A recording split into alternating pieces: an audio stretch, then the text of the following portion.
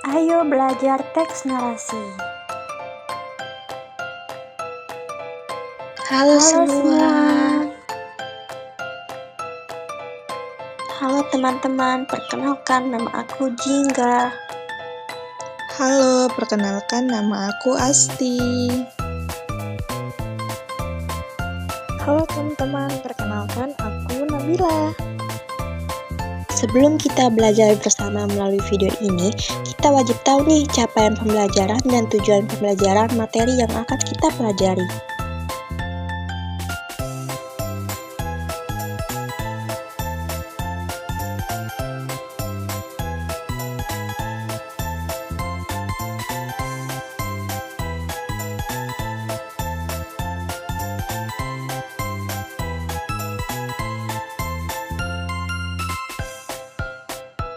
Kita akan belajar bersama tentang apa itu teks narasi, jenis-jenisnya, ciri-cirinya, dan unsur-unsur di dalamnya. Jadi yuk, siapkan semangat dan buku catatan kalian.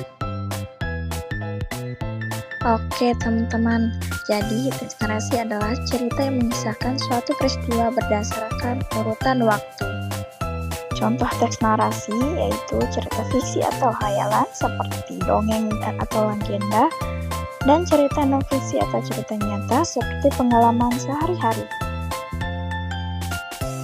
Tujuan dari teks narasi adalah menghibur dan memberi pengetahuan pada pembaca. Jadi teks narasi itu seperti kamu bercerita ke teman tentang pengalamanmu. Ada tokohnya, ada kejadian, dan ada akhirnya. Supaya kita mengenali teks narasi, kita perlu tahu ciri-cirinya nih, teman-teman. Teks narasi biasanya berisi cerita atau peristiwa tertentu, ditulis dengan gaya bercerita. Nah, yang pertama itu berisi cerita atau peristiwa tertentu.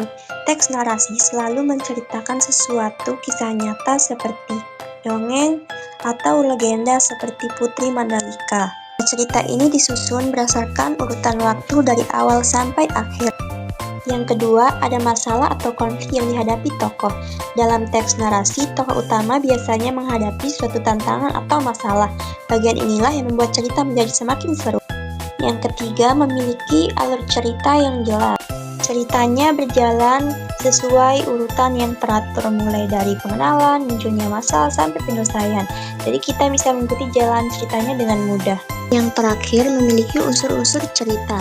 Teks narasi selalu punya tokoh, latar, tema, dan sudut pandang. Itu semua membuat cerita terasa hidup. Sekarang kita pelajari jenis-jenis teks narasi ya. Yang pertama, teks narasi informatif. Narasi informatif adalah karangan yang dibuat untuk menyampaikan sebuah informasi mengenai peristiwa atau kejadian dengan tepat. Contoh dari narasi ini adalah cerita non-fiksi tentang kejadian yang benar-benar seperti cerita tentang lingkungan atau pengalaman seseorang. Yang kedua, narasi artistik. Narasi artistik adalah kisah atau peristiwa yang bertujuan untuk memberikan pengalaman menarik pada pembacanya. Cerita ini yang dibuat untuk menghibur pembaca, biasanya fiksi seperti dongeng, legenda, atau cerita rakyat. Yang ketiga, ada narasi dengan pesan moral seperti kisah tentang kejujuran, tolong-menolong, atau keberanian. Nah, contohnya seperti legenda Putri Mandalika yang dari Lombok. Cerita itu mengajarkan kita arti tentang keikhlasan dan cinta damai. Teks narasi juga punya bagian-bagian penyusunannya loh. Yuk kita lihat urutannya. Yang pertama, orientasi. Orientasi adalah bagian pembuka, berisi pengenalan tokoh, waktu, dan tempat. Yang kedua, komplikasi. Di bagian ini mulai muncul nih masalah-masalah atau tantangan yang dihadapi oleh tokoh. Yang ketiga, resolusi, yaitu masalah mulai diselesaikan dan cerita menuju akhir mulai dari bagian resolusi. Nah, yang terakhir adalah koda, yaitu penutup cerita yang berisi pesan, moral, atau amanat untuk pembaca. Sebelum ke contoh teks narasi, ayo tonton video berikut ini. Tradisi Bau Nyale. Tradisi Bau Nyale adalah sebuah tradisi unik yang dilakukan oleh masyarakat di pantai, terutama di Pulau Lombok. Nyale merupakan cacing laut yang berwarna-warni. Bau nyale berasal dari dua suku kata, bau yang artinya menangkap dan nyale artinya cacing laut. Jadi, bau nyale adalah menangkap cacing laut di pantai, dan masyarakat menyebut cacing laut itu sebagai sebutan nyale. Tradisi bau nyale adalah sebuah tradisi yang dilakukan setiap tahun sekali di pantai. Bau nyale ini biasanya dilakukan tengah malam hingga matahari terbit loh teman-teman. Lihat nih teman-teman di video ini, banyak ya masyarakat yang menangkap nyale di malam hari, seperti bintang-bintang yang bertaburan di laut. Saat matahari sudah muncul dan air laut sudah naik, maka masyarakat akan kembali lagi ke daratan. Masyarakat akan berkumpul di pantai dengan membawa senter dan peralatan lainnya untuk menangkap nyale. Nyale adalah sejenis cacing laut yang memiliki warna dan unik, serta memiliki rasa yang lezat loh. Jadi siapa nih yang penasaran mau mencoba rasanya nyale? Setelah menangkap nyale, masyarakat akan membawanya pulang dan masyarakat akan memasak nyale menjadi makanan yang sangat lezat dan siap dimakan. Tradisi bau nyale ini juga memiliki nilai budaya yang tinggi loh. Selain itu, tradisi bau nyale juga memiliki nilai sosial yang sangat penting. Tradisi ini dilakukan bersama-sama oleh masyarakat sehingga dapat meningkatkan kebersamaan antar masyarakat. Tradisi bau nyale atau menangkap nyale ini telah dilakukan sejak zaman dahulu kala sebelum kita lahir loh. Oleh karena itu, tradisi ini harus dijaga dan dilestarikan agar tidak hilang di telan zaman. Namun, kita juga harus ingat nih teman-teman, untuk selalu menjaga kebersihan dan kelestarian lingkungan pantai, agar tradisi ini dapat dilakukan dan terus dinikmati.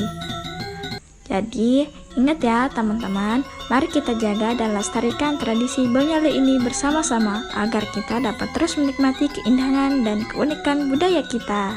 Seru kan video tentang bau nyale tadi? Nah, sekarang kita akan lihat contoh teks narasi tentang bau nyale. Mari baca dan dengarkan dengan saksama. Bau nyale pertama Satya. Di Lombok ada tradisi namanya bau nyale. Bau nyale adalah menangkap cacing laut berwarna-warni yang dilakukan pada malam hari saat dini hari kurang lebih pada jam 3 atau 4 pagi. Satya adalah seorang anak yang bersemangat dan pemberani yang ingin pergi menangkap nyale di laut. Malam untuk pergi menangkap nyale tiba. Satya sangat tidak sabar untuk pergi dan sangat bersemangat. Dia juga sudah menyiapkan alat tangkapannya dan dia berangkat pada Sabtu sore dan sampai di pantai pada malam hari. Satya pergi ke pantai seger bersama keluarganya. Saat sampai di sana, Satya melihat banyak sekali tenda-tenda di pinggir pantai. Saat waktu menangkap nyale, Satya pergi ke tengah laut yang surut bersama orang-orang dan ayahnya. Karena bersemangat ingin menangkap nyale, Satya melepaskan pegangan tangan ayahnya dan berjalan sendiri. Ayahnya menasihati Satya agar tidak pergi lebih jauh. Karena tidak sabar menangkap nyale, Satya pergi menjauh dari keluarganya dan melupakan nasihat dari ayahnya. Karena Satya sangat fokus menangkap nyale, Satya melihat dan menyadari orang-orang di sekitarnya berkurang. Satya menengok ke sekitarnya dan tidak melihat ayahnya. "Ayah," panggil Satya. Dia mencoba berjalan dan mencari cahaya senter ayahnya, tetapi cahaya senter terlihat sama, dan dia tidak tahu yang mana ayahnya. Dia sangat menyesal karena tidak mendengarkan nasihat ayahnya. Ayahnya yang kembali ke tenda dan kaget karena tidak melihat Satya. Ayahnya mengira Satya telah kembali ke tenda. Ayahnya kembali lagi untuk pergi mencari Satya. Ayahnya mengingat Satya membawa ember berwarna biru yang berkilau. Ayahnya terus mencari ember berwarna biru itu. Dan akhirnya Satya ditemukan oleh ayahnya di dekat batu. Ayahnya langsung memeluk Satya dan memegang tangan Satya. Akhirnya Satya dan ayahnya berjalan kembali ke tenda dengan membawa nyale yang banyak untuk dimasak.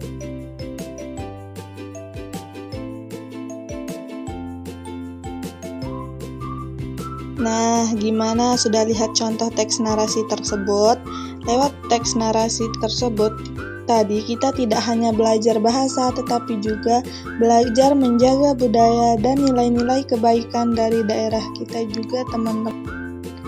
Nah teman-teman, sekarang kita sudah tahu banyak tentang teks narasi, mulai dari pengertian, ciri-ciri, jenis-jenis, unsur-unsur, strukturnya, dan contohnya. Nah, di akhir video aku punya kuis nih buat kalian. Siapa yang bisa menjawab akan dapat poin loh dari gurunya. Jangan lupa dijawab ya. Nah, teman-teman, hanya itu saja materi pada hari ini. Sampai jumpa di video pembelajaran berikutnya. Dadah guys.